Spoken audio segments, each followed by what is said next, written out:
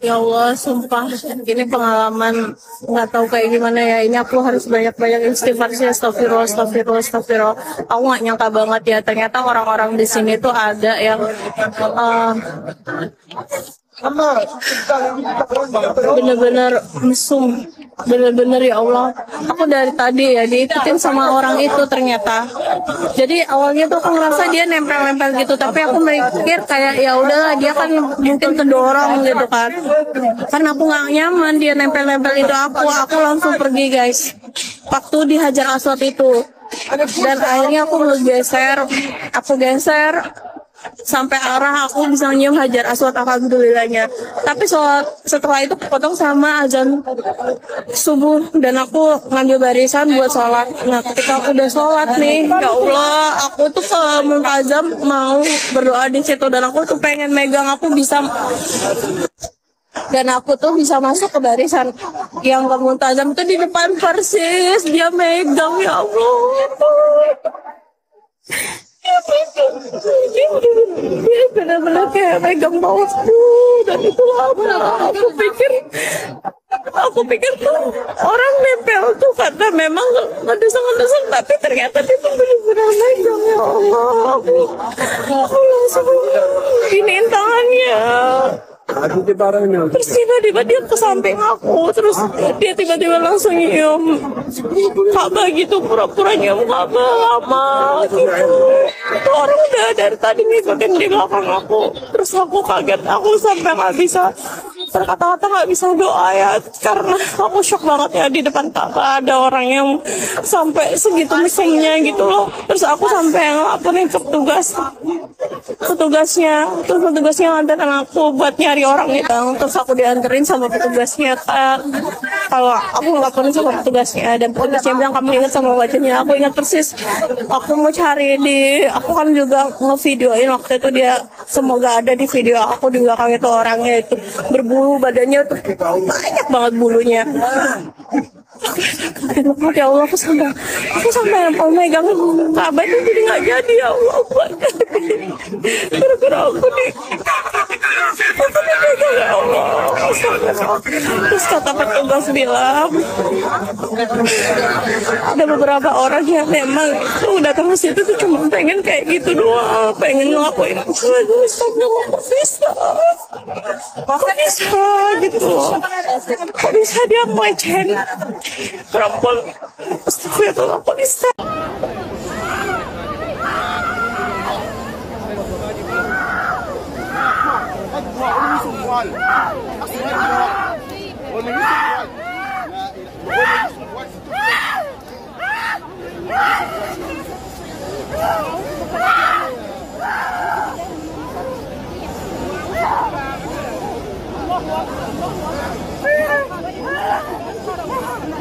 Ka'bah sebagai tempat suci agama Islam ternyata nggak benar-benar suci dari perbuatan bejat. Seorang muslimah asal Indonesia baru aja mendapat perlakuan tak senonoh di tempat itu. Dia dilecehkan secara seksual oleh sesama jemaah saat dia sedang berumroh. Kejadian ini dialami oleh akun Instagram Kiminyo. Lewat akun IG-nya, dia menceritakan kejadian tak senonoh yang dia alami. Dia cerita, awalnya dia ngerasa ada orang yang nempel-nempel ke tubuhnya di tengah kerumunan di Masjidil Haram. Semula dia positif thinking aja, mungkin orang itu nggak sengaja karena kedorong. Tapi ternyata orang itu sengaja melakukan itu. Bahkan saat dia beranjak ke sekitar Multazam buat berdoa, si pelaku malah berani megang bagian tubuhnya. Ya Allah, bener-bener kayak megang bawahku. Dan itu lama, kata Kimi dengan ekspresi shock. Tapi anehnya, sebagai penyintas bukannya mendapat simpati netizen Indonesia, dia malah mendapat komen-komen victim blaming di kolom komentar videonya. Ada yang bilang dia nggak seharusnya kesana tanpa mahram. Ada yang nyuruh dia istighfar, introspeksi diri, dan nggak usah ngumbar kejadian itu. Bisa jadi apa yang terjadi pada diri kita itu sebab dari dosa-dosa kita, tulis salah satu netizen. Bahkan ada yang nyinyir, kenapa pas azan subuh malah nyium hajar aswad. Jadi seakan-akan ini semua jadi salahnya Kimi. Aneh banget kan? Pelecehan seksual itu kan kejahatan, no debat. Bukan soal tempat, bukan soal apa yang dipakai korban, bukan soal dia jalan sama siapa. Ini tentang pelaku yang nggak bisa nahan dirinya sendiri. Seorang yang berperilaku bejat, yang mungkin udah terbiasa melakukan kejahatan, termasuk di tempat suci.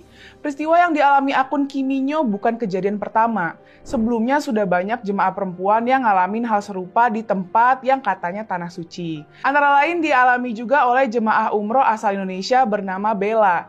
Dia dilecehkan setelah sholat di Masjidil Haram tahun 2013. Awalnya dia juga berpikir mana mungkin di tanah suci ada kejadian kayak gitu. Tapi faktanya ada. Ada juga Anggi yang mengalami pelecehan sampai 3 kali saat haji tahun 2004. Karena kejadian itu dia sampai trauma datang ke Mekah. Peristiwa lainnya bahkan sempat membuat heboh tanah air, yakni saat ada WNI yang dihukum 2 tahun penjara karena tindakannya melakukan pelecehan seksual terhadap jemaah perempuan asal Libanon.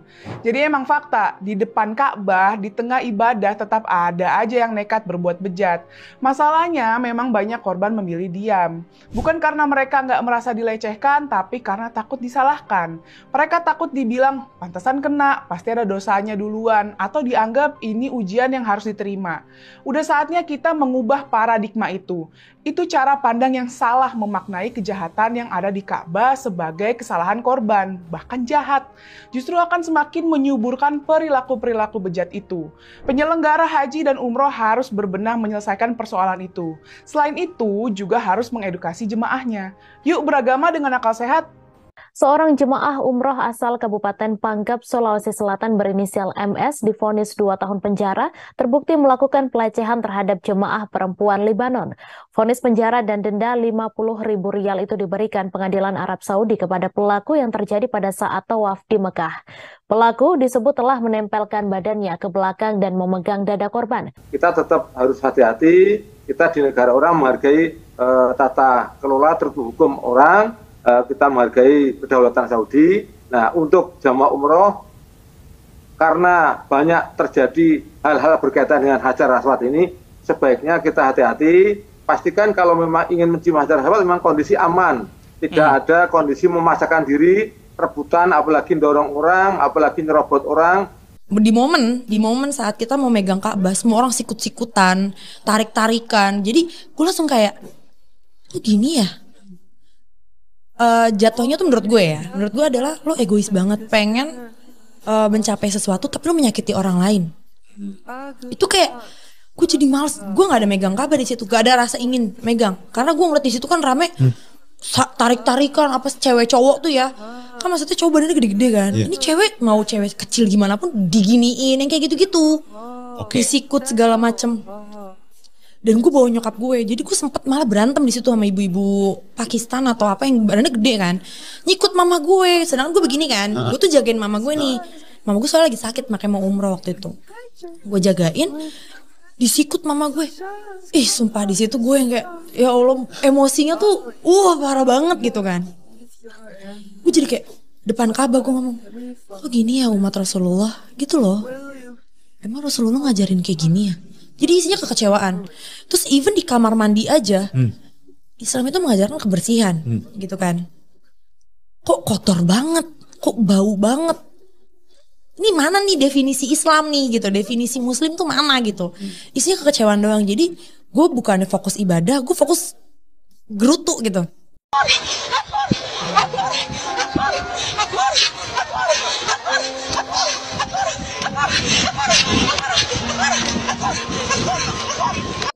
Ya Allah, sumpah ini pengalaman nggak tahu kayak gimana ya. Ini aku harus banyak-banyak istighfar sih, astagfirullah.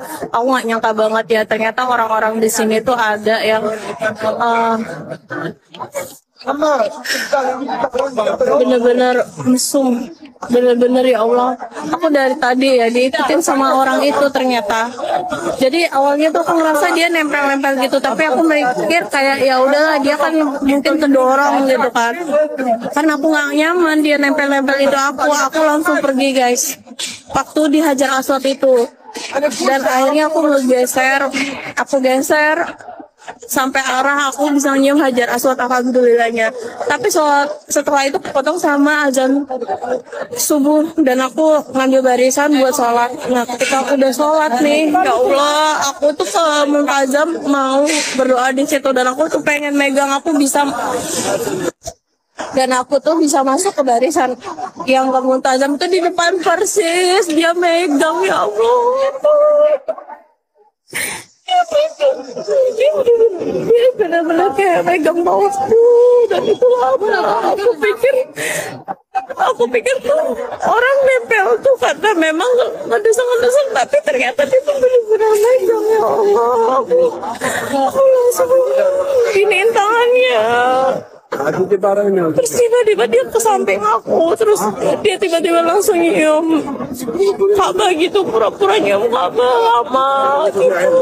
Itu orang udah dari tadi ngikutin di belakang aku. Terus aku kaget, aku sampai nggak bisa berkata-kata, nggak bisa doa ya, karena aku shock banget ya di depan Ka'bah ada orang yang sampai segitu mesumnya gitu loh. Terus aku sampai ngelaporin ke petugasnya, terus petugasnya nganterin aku buat nyari orang itu.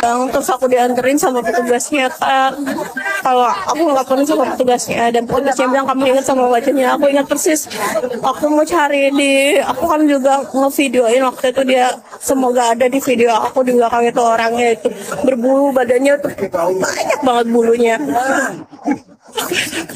Ya Allah, aku sampai mau megang Ka'bah itu jadi nggak jadi, ya Allah. Gara-gara aku dipegang, ya Allah. Terus kata petugas bilang ada beberapa orang yang memang tuh datang ke situ tuh cuma pengen kayak gitu doang, pengen ngelakuin kok bisa gitu, kok bisa dia pelecehan perempuan, astagfirullah, kok bisa.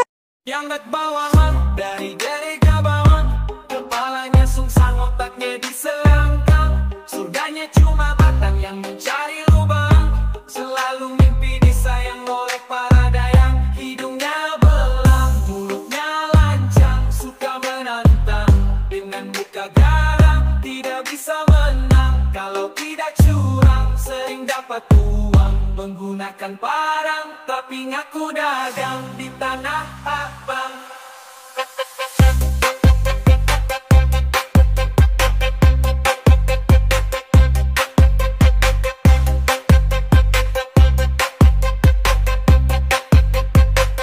Tapi ngaku dagang.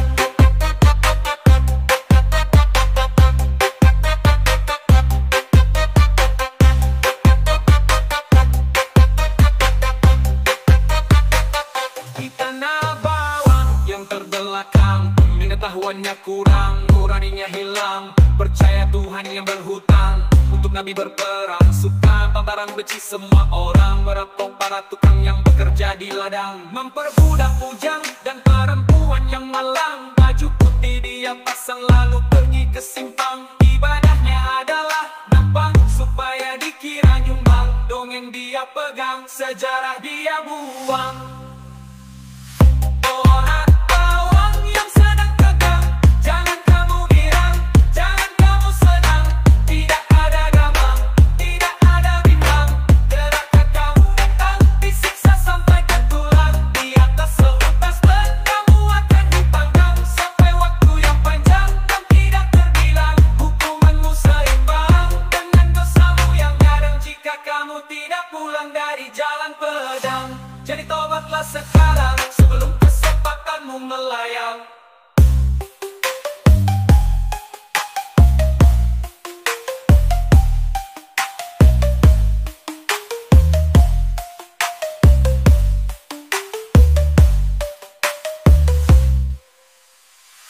Orang bawang yang sedang tegang, jangan kamu girang, jangan kamu senang, tidak ada gamang, tidak ada bimbang, gerakan kamu datang, disiksa sampai ke tulang, di atas seutas ban kamu akan dipanggang, sampai waktu yang panjang dan tidak terbilang, hukumanmu seimbang dengan dosamu yang kadang, jika kamu tidak pulang dari jalan pedang. Jadi tobatlah sekarang sebelum kesempatanmu melayang.